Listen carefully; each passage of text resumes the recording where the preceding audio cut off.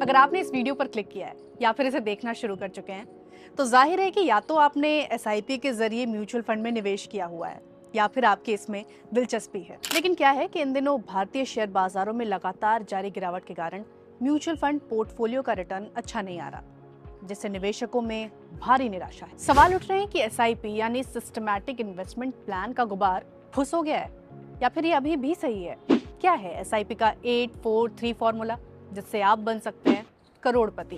पैसा वसूल के इस एपिसोड में बात इसी पर।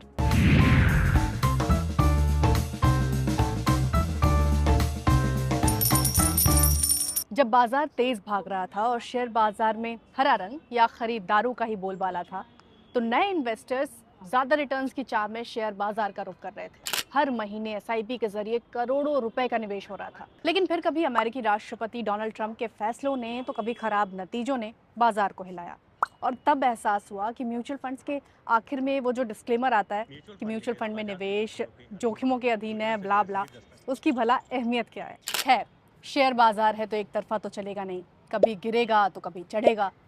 लेकिन एसआईपी का 843 फॉर्मूला क्या है जो सालों से हिट और फिट साबित हो रहा है? चलिए इसे विस्तार से समझते हैं। दरअसल ये कंपाउंडिंग यानी चक्रवृद्धि ब्याज के नियम पर बेस्ड है। यानी कि आप जितना वक्त अपने इन्वेस्टमेंट को देंगे वो उतना ही अच्छा मुनाफा आपको देगा।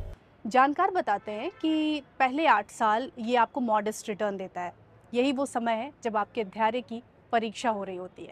8 सालों में मॉडेस्ट रिटर्न के बाद अगला जो 4 साल आएगा उसमें आपकी रिटर्न दोगुनी हो जाएगी और फिर जो 3 साल आएगा इसमें कंपाउंडिंग रफ्तार पकड़ेगा। मान लेते हैं कि हर महीने आप 25,000 रुपये एसआईपी करते हैं, ये सोचते हुए कि सालाना औसतन आपको इस पर 12% का रिटर्न मिलेगा। अगर ये रिटर्न मिले तो 8 साल बाद आपके पोर्टफोलियो में होंगे 39,25,000 रुपये।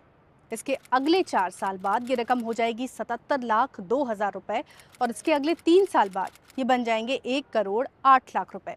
तो बन गए ना आप करोड़पति। शेयरों पर ये फॉर्मूला काम नहीं करता क्योंकि बाजार के उतार चढ़ाव के बीच एसआईपी की एनएवी एवरेज होते रहती है, जबकि शेयर या तो चढ़ेगा या फिर गिरेगा। अब आप पूछेंगे कि पता नहीं शेयरों का लाल रंग कब खत्म होगा। ऐसे में ये फॉर्मूला हिट होगा, इसका दावा कैसे किया जा सकता है? बिल्कुल सही, अगर शेयरों और म्यूचुअल फंड से इश्क है तो रिस्क तो होगा ही। लेकिन इकोनॉमिक टाइम्स ने एसआईपी का पिछले 15 साल का डेटा खंगाला और पाया कि कम से कम इस दौरान तो ये नियम या फॉर्मूला फिट रहा है। कैसे? देखिए, तो अगर आपने 15 साल पहले 25,000 रुपये की एसआईपी शुरू की थी तो 8 साल में आपने निवेश किए कुल 24 लाख रुपए। अगर ये रकम निफ्टी 500 में लगाई गई होती तो ये बनते 43,01,000 रुपये। एनएसई मिड कैप 150 में लगाते तो होते 55,08,000 रुपये और एनएसई स्मॉल कैप में मिलते 54 लाख। 12 साल यानी अगले 4 साल में निवेश की गई रकम होती 36 लाख। निफ्टी 500 में इन्वेस्टेड होते तो बन जाते 84.7 लाख। मिड कैप में 1.1 करोड़ और स्मॉल कैप में 93.8 लाख। 15 साल यानी इसके अगले 3 साल बाद निवेश की कुल रकम होती 45 लाख। निफ्टी 500 में हो जाते 1.2 करोड़, मिड कैप में 2.2 करोड़ और स्मॉल कैप में 1.8 करोड़। अब सवाल है कि एसआईपी में ये फॉर्मूला काम क्यों करता है?